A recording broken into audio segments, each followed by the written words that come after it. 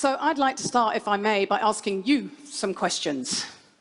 If you've ever lost someone you truly love, ever had your heart broken, ever struggled through an acrimonious divorce, or been the victim of infidelity, please stand up. If standing up isn't accessible to you, you can put your hand up. Please stay standing and keep your hand up there. If you've ever lived through a natural disaster, been bullied or been made redundant, stand on up. If you've ever had a miscarriage, if you've ever had an abortion or struggled through infertility, please stand up. Finally, if you or anyone you love has had to cope with mental illness, dementia, some form of physical impairment, or cope with suicide, please stand up. Look around you.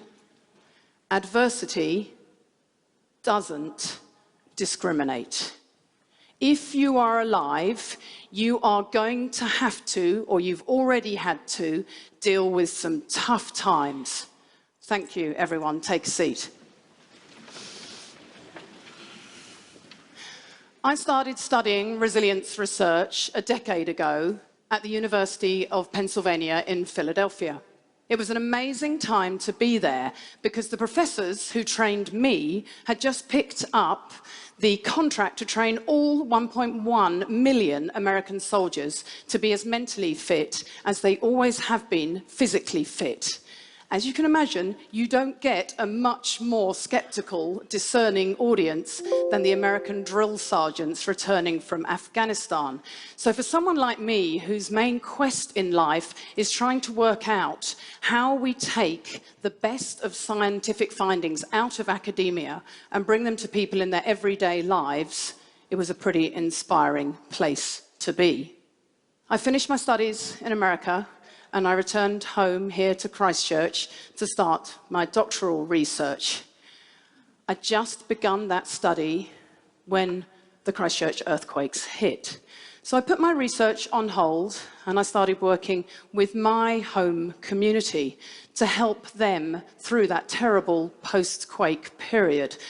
I work with all sorts of organisations, from government departments to building companies and all sorts of community groups, teaching them the ways of thinking and acting that we know boost resilience. I thought that was my calling, my moment to put all of that research to good use.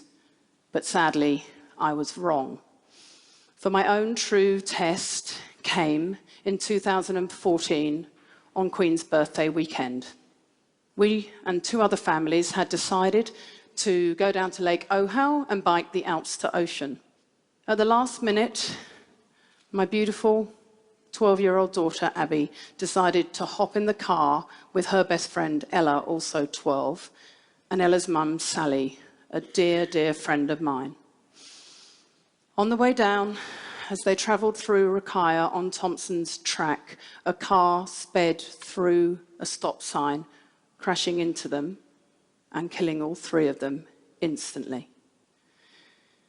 In the blink of an eye, I find myself flung to the other side of the equation, waking up with a whole new identity. Instead of being the resilience expert, suddenly I'm the grieving mother, waking up not knowing who I am, trying to wrap my head around unthinkable news, my world smashed to smithereens. Suddenly, I'm the one on the end of all this expert advice. And I can tell you, I didn't like what I heard one little bit. In the days after Abby died, we were told we were now prime candidates for family estrangement, that we were likely to get divorced and we were at high risk of mental illness. Wow, I remember thinking, thanks for that. I thought my life was already pretty shit. Leaflets describe the 5 stages of grief: anger, bargaining, denial, depression, acceptance. Victim support arrived at our door and told us that we could expect to write off the next 5 years to grief. I know the leaflets and the resources meant well, but in all of that advice, they left us feeling like victims, totally overwhelmed by the journey ahead and powerless to exert any influence over our grieving whatsoever.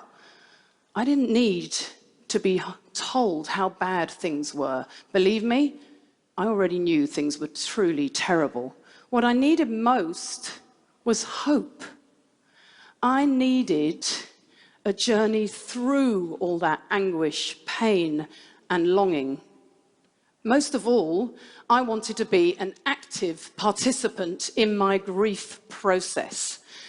So I decided to turn my back on their advice and decided instead to conduct something of a self-experiment. I'd done the research, I had the tools. I wanted to know how useful they would be to me now in the face of such an enormous mountain to climb.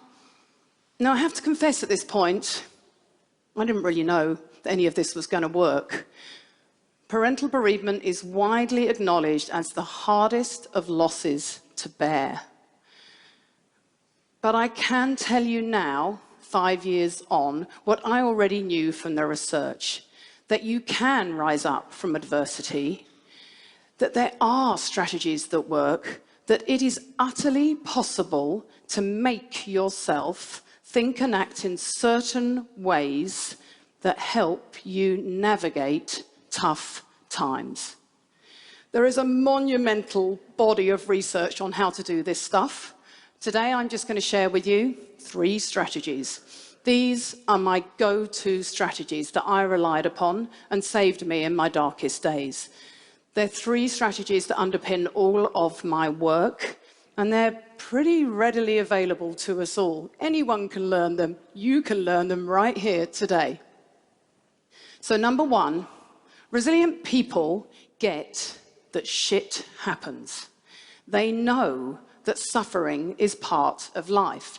This doesn't mean they actually welcome it in. They're not actually delusional. Just that when the tough times come, they seem to know that suffering is part of every human existence. And knowing this stops you from feeling discriminated against when the tough times come. Never once did I find myself thinking, why me? In fact, I remember thinking, why not me? Terrible things happen to you just like they do everybody else. That's your life now, time to sink or swim. The real tragedy is that not enough of us seem to know this any longer. We seem to live in an age where we're entitled to a perfect life, where shiny, happy photos on Instagram are the norm, when actually, as you all demonstrated at the start of my talk, the very opposite is true. Number 2, resilient people are really good at choosing carefully where they select their attention. They have a habit of realistically appraising situations and typically managing to focus on the things that they can change and somehow accept the things that they can't. This is a vital, learnable skill for resilience. As humans, we are really good at noticing threats and weaknesses. We are hardwired for that negative. We're really, really good at noticing them. Negative emotions stick to us like Velcro, whereas positive emotions and experiences seem to bounce off like Teflon. Being wired in this way is actually really good for us and served us well from an evolutionary perspective. So imagine for a moment I'm a cave woman and I'm coming out of my cave in the morning and there's a saber-toothed tiger on one side and a beautiful rainbow on the other. It kind of pays for my survival for me to notice this tiger. The problem is, we now live in an era where we are constantly bombarded by threats all day long. And our poor brains treat every single one of those threats as though they were a tiger. Our threat focus, our stress response is permanently dialed up.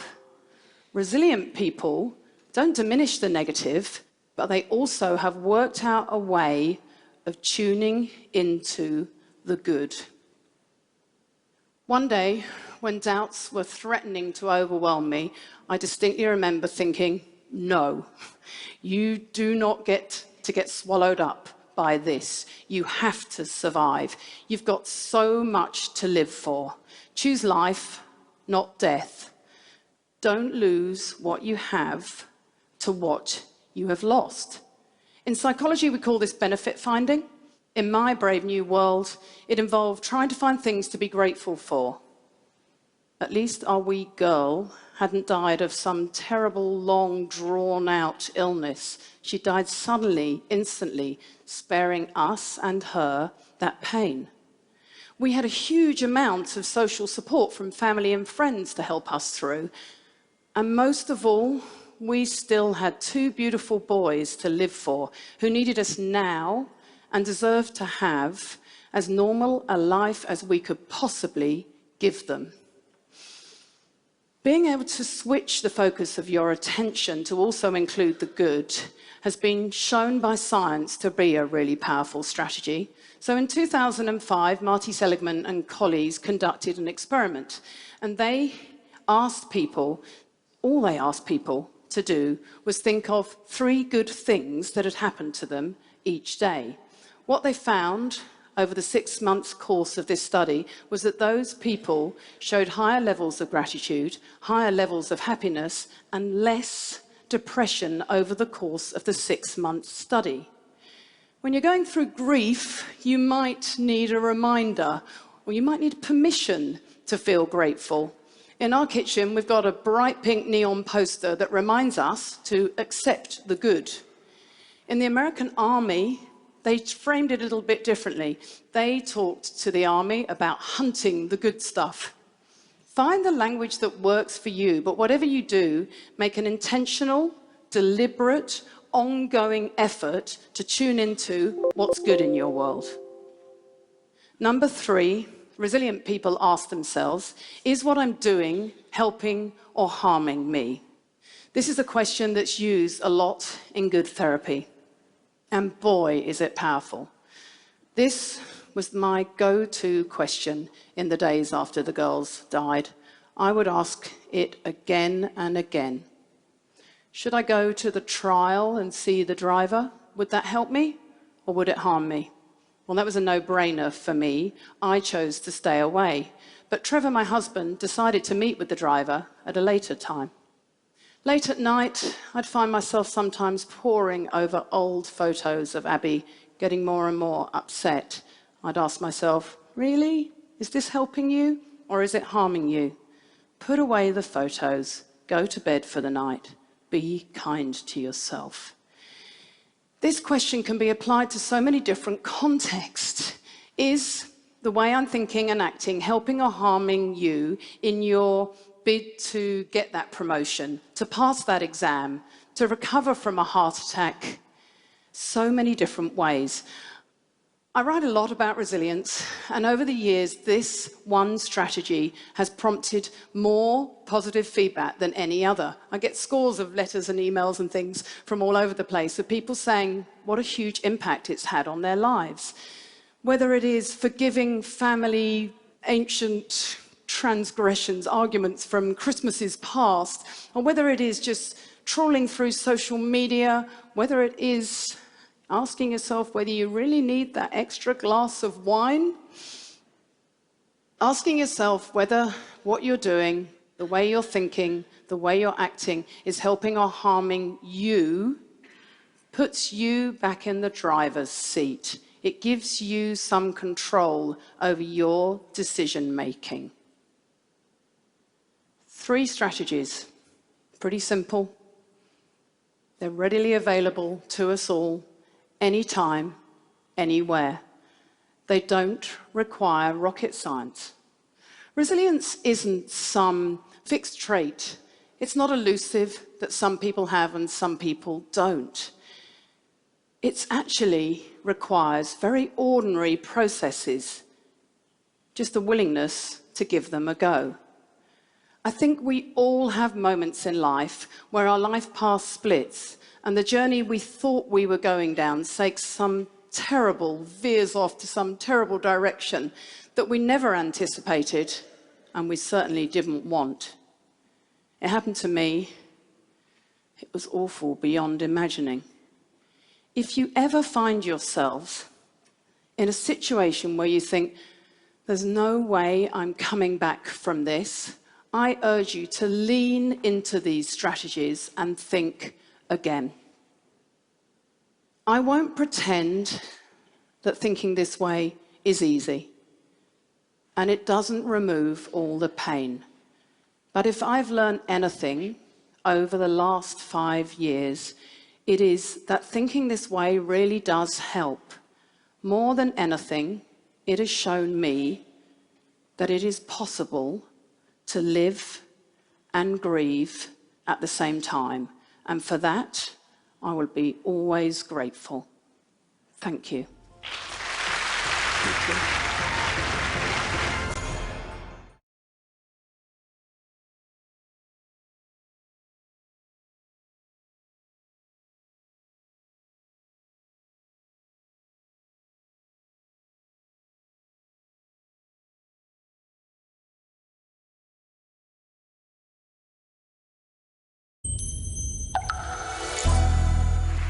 Courage, determination, and a single-minded vision. These are the qualities the biggest achievers have in common. These are those brave hearts for whom failure is not an option. What looks to us an unconquerable sea, to our next speaker, is an irresistible stage she was born to perform on.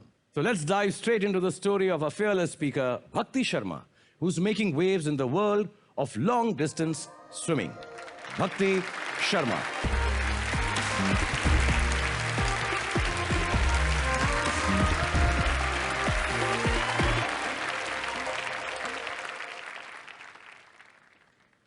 Imagine, in the scorching Rajasthan heat, on a hot summer afternoon, a 2.5-year-old riding on a moped behind her mom, not knowing where they were headed. And 20 minutes later, that 2.5-year-old finds herself completely submerged in water. Before I knew it, I would be kicking, splashing, screaming, gulping down water, holding on to my mom for my dear life. That's how I learned how to swim. I started pool swimming when I was 2.5 and open water swimming when I was 14 years old. And so I have given over 25 years of my life to this sport, during which I have swum in all 5 oceans of the world, crossed the English Channel, which is also known as the Mount Everest of swimming, and set a world record in the freezing Antarctic Ocean. When you spend so much time with a sport, it ceases to be just that and becomes a mirror, and that shows who you really are. You see that your mettle as an athlete is not only tested on race day, but every single day when the sport demands that you get up at 4:30 in the morning, swim for 2 hours, go to school, come back, swim for 3 hours, go home, eat, and sleep. When you win a medal or set a world record, this mirror shows the happiness that you and your loved ones feel, but also reflects the tears that you shed all by yourself alone in the water. Open water swimming is a very lonely sport. I have spent hours looking into the infinite, seemingly bottomless ocean underneath me, with nothing to keep me company but my own thoughts. And so I have not only been tested as a swimmer,